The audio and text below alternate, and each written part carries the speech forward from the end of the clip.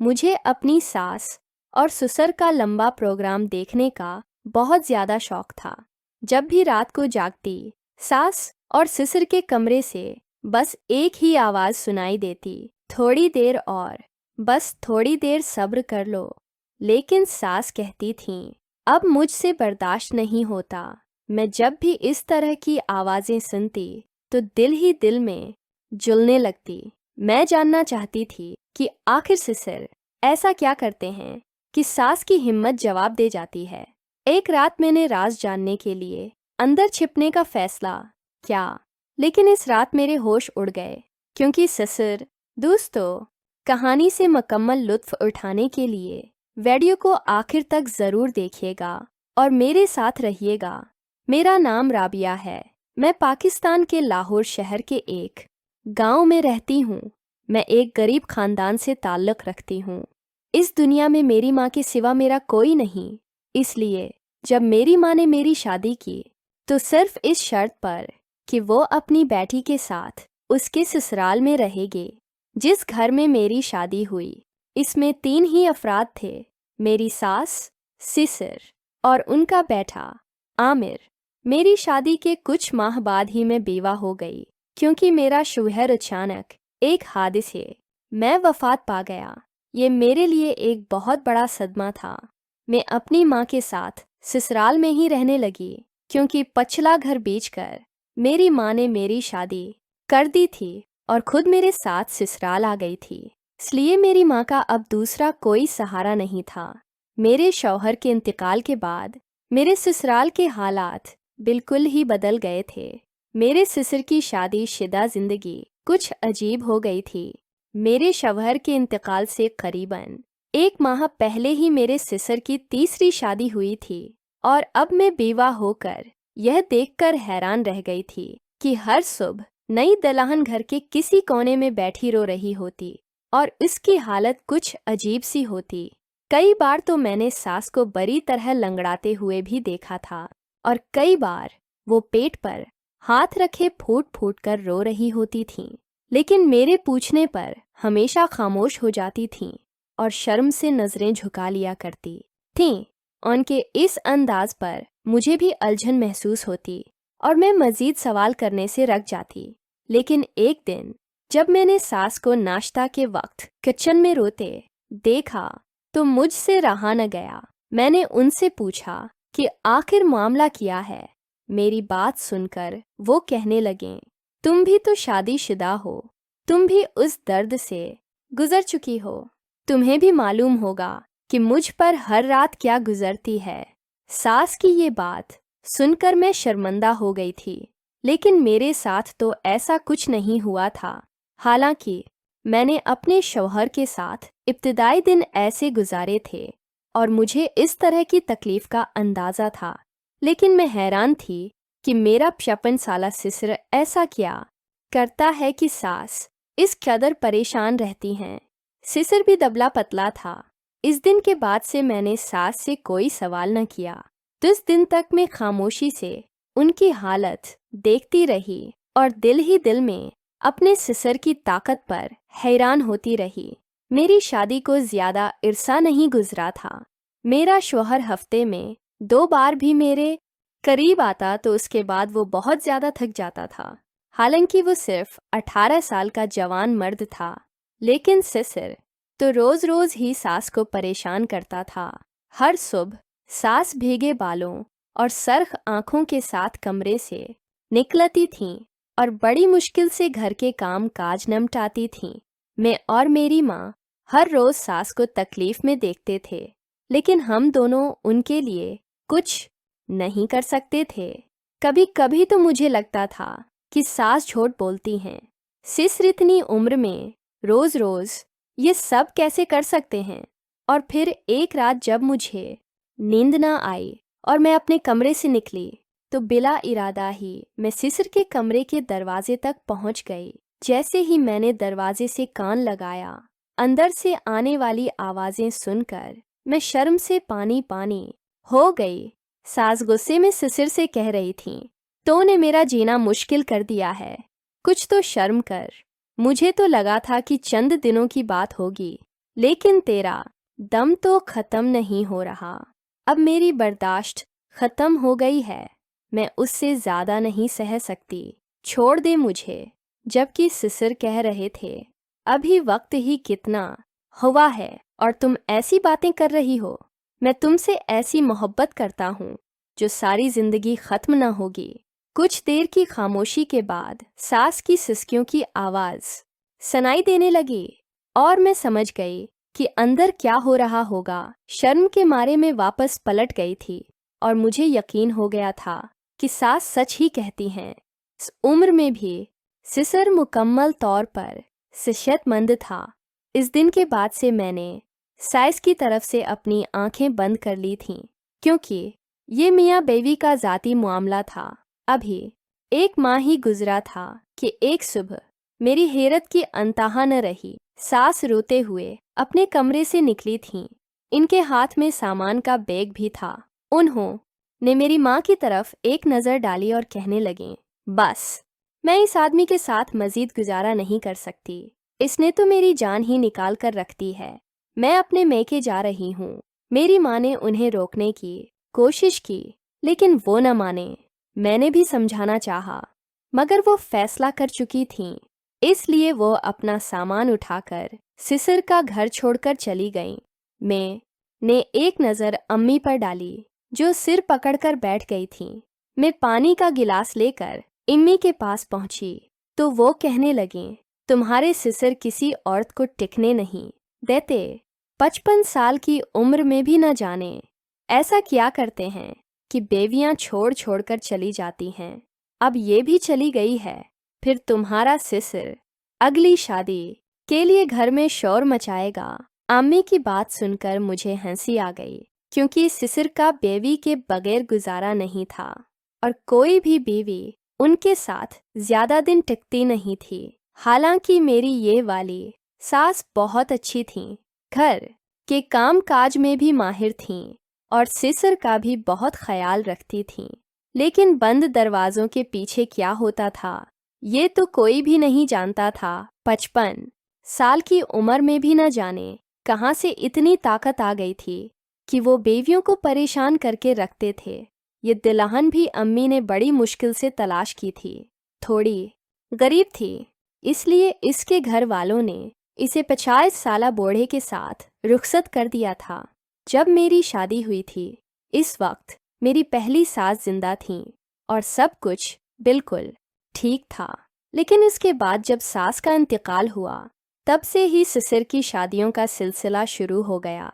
न जाने मेरी पहली सास किस तरह सिसर को झेलती थीं, लेकिन जो आने वाली सास थीं, वो तो चंद दिनों में वापस जाने को मुनासिब समझते। जब मेरी शादी होकर मैं यहाँ आई, तो मैंने खुद अपनी आंखों से देखा कि हर सुबह जवान सास का क्या हाल होता था। मैंने इम्मी को दिलासा दिया और कहा कि अब फिक्र न करें, सब कुछ ठीक हो जाएगा। लेकिन ये बात मैं भी जानती थी और उम्मी भी कि इतनी जल्दी कुछ भी ठीक नहीं होगा। और वाकई ऐसा ही हुआ। तो दिन भी नहीं गुजरे थे कि ससुर ने घर में शोर मचा दिया कि नादिया चली गई है। तो क्या हुआ, मेरे लिए किसी नई दुल्हन को ले आओ, मैं अकेला नहीं रह सकता। अम्मी ने सिर पीट लिया और सिसर से कहा, जब तक तुम्हारी हरकतें नहीं सुधरती, मैं तुम्हारी शादी नहीं करवाऊंगी। वैसे भी नादिया अभी तुम्हारे निकाह में है, उसे मना कर वापस लेकर आओ। सिसर हाथ जोड़कर कहने लगे। वो तो बहुत शर्म वाली थी, हाथ लगाते ही चीखने लगती थी, मुझे ऐसी बीवी नहीं चाहिए। अब की बार कोई दरमियानी उम्र की तंदुरुस्त औरत चाहिए जो मेरा साथ निभा सके। नादिया तो बहुत नाजुक थी।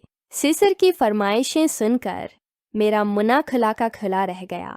अम्मी गुस्से में मोड़कर कमरे में चली गईं और मैं शर्म से नजरें झुकाकर बैठ गई। सिसर तो जैसे 18-19 साल के लड़के की तरह फरमाइशों की फहरिस्त सुना रहे थे, जबकि खुद 56 साल के थे और सिर के तमाम बाल सफ़ेद हो चुके थे। अम्मी ने सिसर की बात को नज़रअंदाज कर दिया था, लेकिन सिसर की जद वहीं की वहीं थी। न वो खाना खा रहे थे, ना किसी से बात कर रहे थे। उन्हें बस शादी करनी थी। सिसर ने खुद को कमरे तक महदूद कर लिया था। आमी मुन्ना में गुस्से से कहने लगे, इतने बढ़ापे में भी उनका अकेलापन खत्म नहीं होता। कितने लोग बीवी के मरने के बाद तन्हा रहते हैं, लेकिन इसे तो बस बीवी चाहिए, और वो भी अपनी मनपसंद की। इस उम्र में इसे कौन लड़की देगा? मैं कहाँ से ऐसी दुल्हन तलाश करके लाऊं? अब तो गरीब घरानों की लड़कियां भी उसका नाम सुनकर कानों को हाथ लगाती हैं। उसकी शहरत दौर दौर तक फैल गई है कि ये बेवियों को इस कदर तंग करता है। अम्मी की बात सुनकर मैं सोच में पड़ गई। मैंने अम्मी से कहा, मेरी एक दोस्त नबीला है, तलाक याफ्ता है, घर में बैठी है। अगर आप कहीं तो रिश्ते की बात चलाती हूँ। दरमियानी उम्र की है, सेहतमंद भी है। एमी ने एक नज़र मेरी तरफ डाली और कहने लगे, तुम्हें मुनासिब लगता है तो बात करके देख लो, लेकिन मुझे यकीन है कि तुम्हारा सिसर उसे भी महीने से ज़्यादा टिकने नहीं देगा। ताकत की ऐसी कौन सी दवा खाता है जो सारे रिकॉर्ड तोड़ देता है? मैंने बड़ी मुश्किल से अपनी हंसी छिपाई और अपनी दोस्त की माँ को फ़ोन कर दिया। मेरी दोस्त बहुत तेज़ व्रत थी, इसी वजह से उसकी तलाक हो गई थी। कोई उसके आगे ठहर नहीं सकता था, और मेरा ख्याल था कि अगर उसकी शादी सिसर से हो जाए तो फिर सिसर को उसे छोड़ने की ज़रूरत ही न पेश आए। वो किसी न किसी तरह सिसर को काबू में कर ही लेगी। यही सोचकर मैंने अपनी दोस्त की माँ से बात किया। वो अपनी बेटी से वैसे ही नाराज़ बैठी थीं, क्योंकि उसने घर में बड़ा फसाद कर रखा था, इसलिए फ़ौरन राज़ी हो गईं। हालांकि मेरी दोस्त और सिसर की उम्र में काफ़ी फ़र्क था, लेकिन मेरे ससुराल के हालात भी कुछ खास नहीं थे। इसलिए चंद दिन बाद मेरे कहने पर सादगी से मेरी दोस्त की शादी सिसर से हो गई और वो रुखसत होकर हमारे घर आ गई। लेकिन कुछ दिन बाद उसने भी वही कहना शुरू कर दिया जो पिछली सासें कहा करती थीं। वो भी कहने लगी कि सिसर के साथ गुजारा नहीं हो सिकता, और वापस जाने की बात करने लगी। मैंने हैरत से अपनी दोस्त से पूछा कि आखिर तुम सिसर के साथ गुजारा क्यों नहीं कर सकती? वो मेरी तरफ देखकर कहने लगी, उस बूढ़े में कुछ ज़्यादा ही जान है। मैंने तो ये सोचकर शादी की थी कि अब इसमें दम नहीं होगा, मेरी ज़िंदगी आराम से गुजर जाएगी। लेकिन यहाँ आकर पता चला कि ये तो हटा-कटा है। और फिर वो आहिस्ता से मेरे करीब आई और कहने लगी, तुम्हें पता है ऐसा क्यों है? मैंने इनकार में सिर हिलाया तो वो बोली, क्योंकि ये जो खास नुस्खा इस्तेमाल करता है ये उसका नतीजा है। ये कहकर वो वापस अपने कमरे में चली गई। लेकिन मैं सोच में पड़ गई थी। फिर धीरे धीरे मुझे समझ आने लगा कि सिसर वाकई कोई ऐसी चीज़ इस्तेमाल करता है जिसकी वजह से उसमें इतनी ताकत है। मैंने तो अपना सिर ही पकड़ लिया था। ये बात तो मेरे जहन में ही नहीं आई थी। फिर मैंने दब्बे लफ्ज़ों में उम्मी यानी इम्मीद को ये बात बताई तो इम्मी कहने लगी, पता तो कर सिसर कौन सा नुस्खा इस्तेमाल करता है। ऐसा ना हो कि ये अपनी दवा की वजह से नई दुल्हन की भी जान ले ले और वो भी भाग जाए। मैंने कानों को हाथ लगाते हुए कहा, अम्मी तुम इन मामलात से दूर ही रहो। पहले ही बीवा होकर यहाँ बैठी हो। तुम्हारे खर्चे के साथ साथ अब तो मेरा खर्चा भी सिसर ही उठाता है। फिर मैं कैसे सिसर के मामलात में दखल अंदाजी कर सकती हूँ? मेरी बात सुनकर इमी मुस्बत अंदाज में सिर हिलाने लगें, क्योंकि हमारा सब कुछ सिसर के दम से ही था। इसलिए उम्मी ने सिसर को काबू में रखने के लिए उनकी शादियां करवाना शुरू कर दी थीं। लेकिन कोई दुल्हन टकती ही नहीं थी। जो भी आती कुछ दिनों बाद खामोशी से घर छोड़कर चली जाती और सिसर फिर नई शादी के लिए जिद करने लगते। अब तो हमें समझ आ गया था कि दुल्हनें क्यों भाग जाती थीं। मेरी दोस्त भी मुश्किल 1 महीना ही ठहरी और उसके बाद एक दिन वो खामोशी से अपना सामान बांधकर सिसर से तलाक लेकर चली गई। उस के जाने पर सिसर बहुत अफसरदा हो गए और रोते हुए कहने लगे, मेरी किस्मत में बीवी का सुकून लिखा ही नहीं। मैं अपना आखिरी वक्त तन्हा नहीं गुजारना चाहता।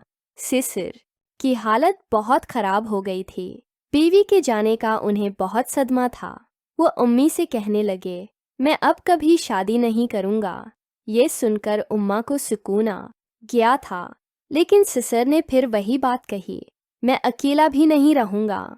सारी सारी रात सिसर घर में इधर उधर चहलकदमी करते रहते और सारा दिन परेशान नजर आते। उन्हें तन्हाई बिल्कुल बर्दाश्त नहीं थी और इस बात का मुझे भी अच्छी तरह अंदाज़ा था। फिर मैंने सिसर के लिए दिलान की तलाश शुरू की और एक रिश्ते वाली से बात की तो उसने बड़ी अजीब बात कही। कहने लगी, तुम अपनी बेवा बेटी की शादी इससे क्यों नहीं करवा देती? घर की बात घर में रह जाएगी और तुम्हारी बेटी भी बस जाएगी। रिश्ते वाली की बात सुनकर उम्मी उछल पड़े और कहने लगें, ये तुम कैसी बात कर रही हो? मेरी बच्ची सिर्फ 18 साल की है और उसका सिसर 50 साल का। रिश्ते वाली ने अजीब नज़रों से उम्मी को देखा और कहने लगी, तुम अब तक इतनी ही उम्र की लड़कियां उसके लिए ढूंढ कर लाती रही हो, फिर अपनी बेटी को देने मैं क्या परेशानी है? तुम्हारी बेटी की रंगत बिल्कुल स्याह है। पहली शादी ही बड़ी मुश्किल से हुई थी, दूसरा रिश्ता मिलना तो और भी मुश्किल है। इसलिए बेहतर है कि तुम अब इसका मुस्तकबल संवार दो। जब मुझे ये बात पता चली तो मैं गुस्से में आ गई। मैंने कहा, अम्मी आप कैसी बातें कर रही हैं? मैं कैसे अपने सिसर से शादी कर सकती हूँ?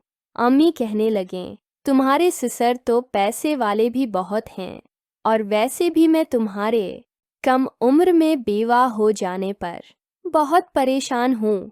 तुम्हारी शक्ल वो सूरत और रंगत भी ऐसी नहीं कि दूसरा रिश्ता आसानी से मिल जाए। एमी की बात सुनकर मैं पड़ गई।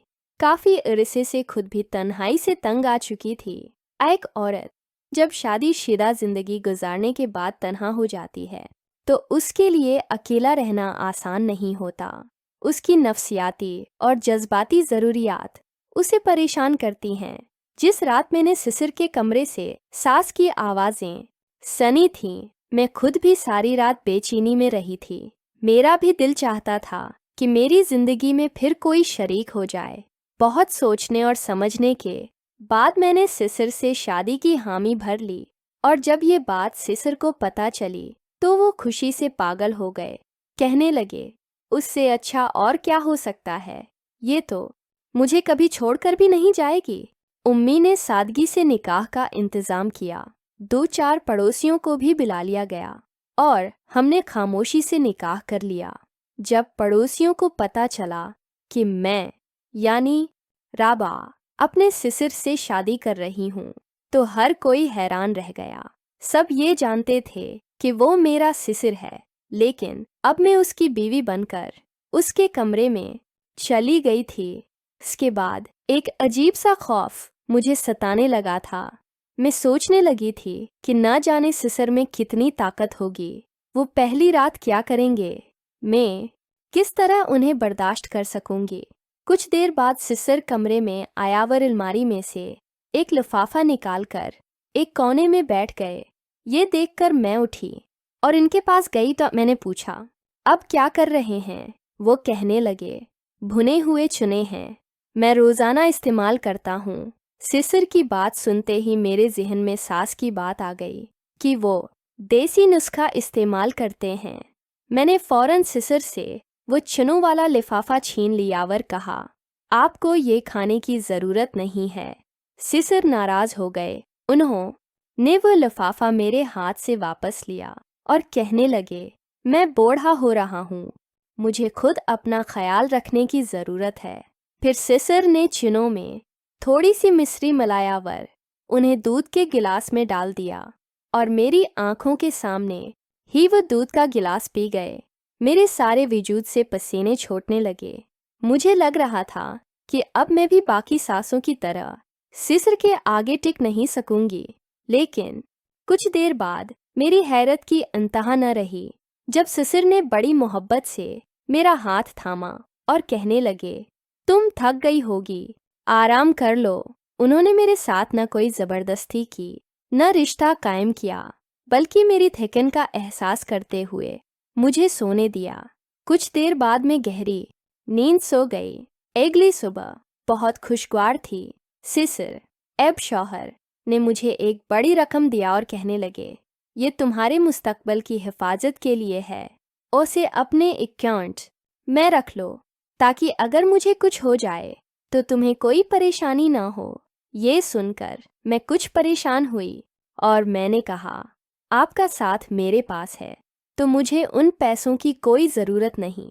मेरी बात सुनकर सिसर के चेहरे पर खुशी आ गई, लेकिन फिर भी उन्होंने वो पैसे मेरे अकाउंट में जमा करा दिए। फिर 24 दिन गुजर गए, लेकिन मैंने सिसर में कोई बुरी आदत नहीं देखी। वो बहुत ख्याल रखने वाले, ठंडे मिजाज के और हर छोटी बड़ी बात का ध्यान रखने वाले शौहर निकले। हमारे दरमियान इज़्दवाजी ताल्लुक भी कायम हो चुका था, लेकिन इसमें भी सिसर ने कभी कोई ज़बरदस्ती नहीं किया, बल्कि हर बात में मेरी मर्जी और खुशी दरियाफ़त की। मेरे करीब आने से पहले भी वो मुझसे इजाज़त तलब करते थे। मैं बिल्कुल हैरान थी। जो सोचकर मैंने शादी की थी, सिसर वैसे बिल्कुल नहीं निकले। फिर एक दिन मुझसे रहा न गया तो मैंने सिसर से यही सवाल कर डाला, आपके साथ इतनी बीवियां आईं, लेकिन सब छोड़कर चली गईं, आखिर क्यों? सिसर ने मेरी तरफ देखा, फिर गहरा सांस लियावर एक ऐसा इंकिशाफ किया कि मेरे रोंगटे खड़े हो गए। सिसर कहने लगे, मैंने सारी जिंदगी तुम्हारी पहली सास के साथ गुजारी। वो छोटी छोटी बातों का ख्याल रखती थी, इसलिए उसके बाद तन्हा रहना मेरे लिए बहुत मुश्किल हो गया था।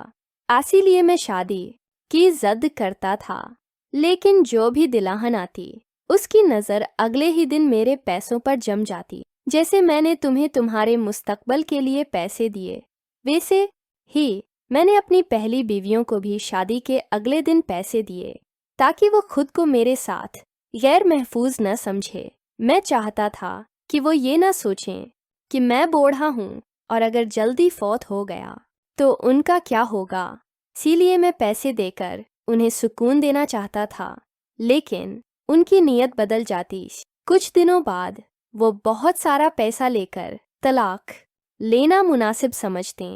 वो मुझे इस कदर परेशान कर देती थीं कि मैं उन्हें छोड़ने पर मजबूर हो जाता। फिर वो खुद ही किसी बहाने से चली जाती और मैं भी उन्हें दोबारा लाने की बात ना करता, क्योंकि जो औरत सिर्फ पैसे के लिए आई हो, उसे दोबारा बसाने का फ़ायदा ही क्या।